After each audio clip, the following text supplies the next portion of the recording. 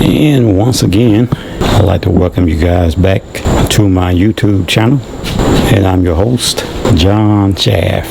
In this next video, we're going to be joining law enforcement officers at the Floyd Mayweather John Gotti.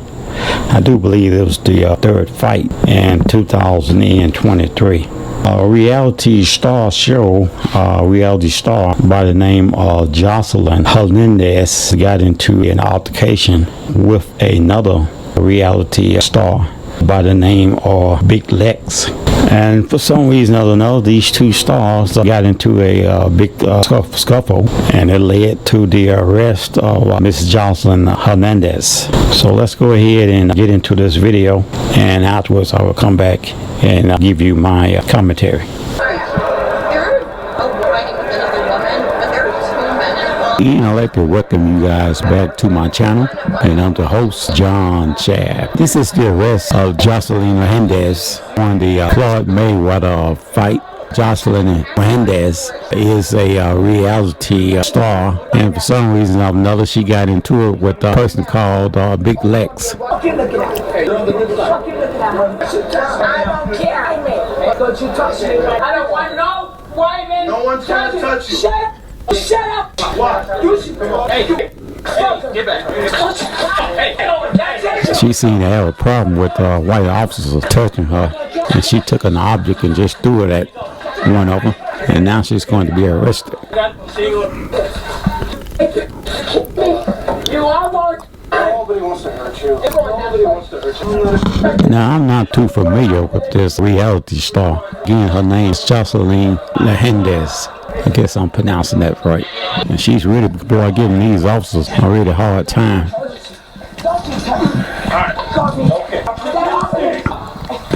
Let go of me right now! Hey! Are you gonna stop? You let go of me. You're gonna stop. I gave you the order. No! Hey! Let go. Is that your treatment, bitch? Hey! Let go of me. I will make it so difficult for you. In the words of motherfucking George Floyd, I'm going to touch me. Jocelyn Hernandez. The girls that are on her show, her entire crew, they try to rob me.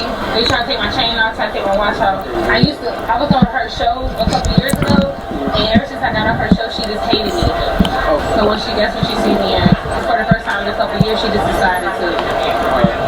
The most definitely, sure. I'm the girl that they drink. Oh wow, they were laughing. You said it, don't you? Yeah. She had all of jumpers, beat me down, struck me in my head. And then after the big security had got me and put me on that little thing, then Jocelyn came out of nowhere and did this. Who was that bitch laughing? She laughing at me. It didn't puncture my skin. She's technically already in custody. We have her at our police department, who's doing paperwork for whatever. The other stuff she did at the arena. We're calling the officer right now that's in charge of all that, and we're going to see if we can add the charge. You'll be a victim in that case. You'll be added to that. I'll give you a case card. Okay. So the victim, you'll be one of the victims. So it's still a case for you, right? It'll just be mixed in with everything else. But I'll give you a case card, case number, and everything like that. So you go to your lawyer and be like, look, this is the incident. We'll take you there. That's the way we can get you. That's the only way to get the water. Hey. I'm right here, but you don't have to do that. I heard like, I'm sick of y'all touching me. And this is the intake of the city, the county jail. And Mrs. Hernandez is being booked on several charges. Because she was asked to leave. She was asked to leave the dressing room she was in. She went and barricaded herself in the bathroom apparently. And then when we got there and told her and her entourage, which was all pieces of shit too, because there was a big melee at the FLA library. Now she came out and started mouthing off to everyone. I don't know what the problem is. We then take her to jail, start pushing her off, and it was on. So you know what? She started off lucky. She didn't have 6 felonies stacked on her. This is for the trespass after warning. It says trespass, structure, or conveyance, just like this one does, but it's different. First degree misdemeanor, third degree felony. So obviously it's increased the number of times they did it. I'm not gonna fuck her. I'm just gonna give her the first one, which is what it was supposed to be. And again, we'd like to welcome you back to my YouTube channel. Welcome back to another episode.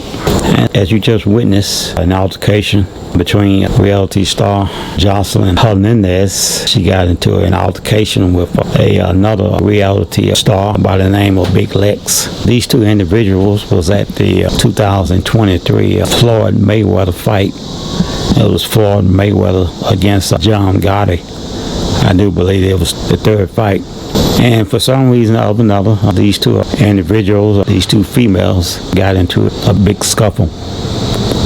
And so that's what you just witnessed in this video. The officers trying to bring cool matters, trying to calm down this situation. And it actually got out of hand.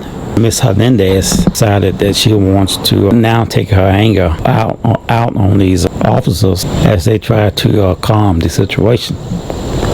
For they was not really looking to arrest anybody, but just try to bring law and order. But Hernandez began to get outright outrageous, not wanting to cooperate at all with these officers.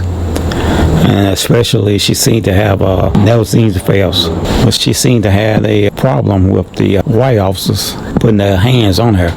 And as they escorted her to the back room, she took an object of some kind and threw it at somebody. And so that's when the officers decided to take her into custody. And she went back and forth with all kinds of racial surge, kicking and screaming like nobody's child. And so the officers eventually had to pick her up, screaming and kicking and legs flying everywhere. They eventually had to kick her up and take her to the back, to where they placed her under arrest and transported her to the local jail. And once she was there, she was fingerprinted, identified, and booked. She probably didn't have to stay there too long, maybe a couple of hours, if that, because she probably had to see a judge before she was able to bail out. Then again, I'm not sure, but she was charged with some serious crime, and this is all due to her acting in this manner. A lot of times you see different celebrities like this young lady that feel like they are entitled, laws doesn't apply to them. And this is how some of them act. They're saying, I'm too big of a star, too big of a person for you to put your hands on me. But the officers didn't see it like that. And so she was arrested and booked as she should have been. I guess that was a manager or somebody, a bodyguard or somebody that was actually trying to step in between her and law enforcement to keep her from being arrested. But due to her personality and the way she acted and carried herself, she was arrested anyway. And I have seen this a couple times myself. A lot of times when you arrest a female, sometimes can get really outrageous. And they can actually harm you quicker than a male can if you let your guard down. So you have to really be careful when you're dealing with a female suspect.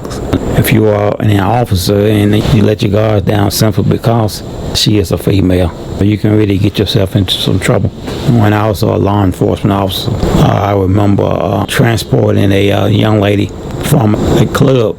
And the officer that actually made the arrest was working moonlighting at the club. And so he called for a patrol unit to come pick up this female inmate and to transport her downtown, which is probably about give and take, about 25-minute ride. And that's really moving 80, 90 miles an hour. And we went and picked up me and my partner picked up the inmate. And back then, you wasn't able to really properly search a female inmate simply because she's a female. And they can accuse you of all kinds of things, from sexual harassment, improper touching, or what have you. And so if we have a female officer on duty, then the arresting officer, if he's a male, we usually call for a female officer. And if none is available, then we just have to do what we have to do. And so halfway down the highway, he's transporting this white female, seemed to be about 50 years old, very attractive, well-built woman. And she kept wanting to talk to my partner, and she was felt more comfortable with him, being that he's a white male officer. I guess that's why she talked to him. some reason or another, she opened the divider because she said she couldn't breathe. She couldn't get any air from back there. And so we opened the divider for her to get more air. This woman came out of she came out the handcuffs, put her arms in front of her, grabbed my partner by the neck. Because initially the call is that she had a knife. And by we being restricted from searching females, we wasn't able to find the knife. Most time we just had to look at the female and have her to pull her clothing or something like that to herself. And we would have to see if anything that was budging out that looked like a weapon. And so as we get halfway downtown, she's talking to my partner, then all of a sudden she grabbed him with the handcuff on this hand, dangling off this hand, grabbed him around his neck. And we had a recorder video. It wasn't a video cam, it was like a recorder, and a voice recorder what it was. And that was the first time we used it. And good thing we was testing it out that particular day, because she grabbed him around his neck with that handcuff dangling. He went to screaming because we thought she had a knife and was trying to put the knife around his neck. I slammed on brakes, jumped out of the car, grabbed her, tossed her around and wrestled with her a little bit.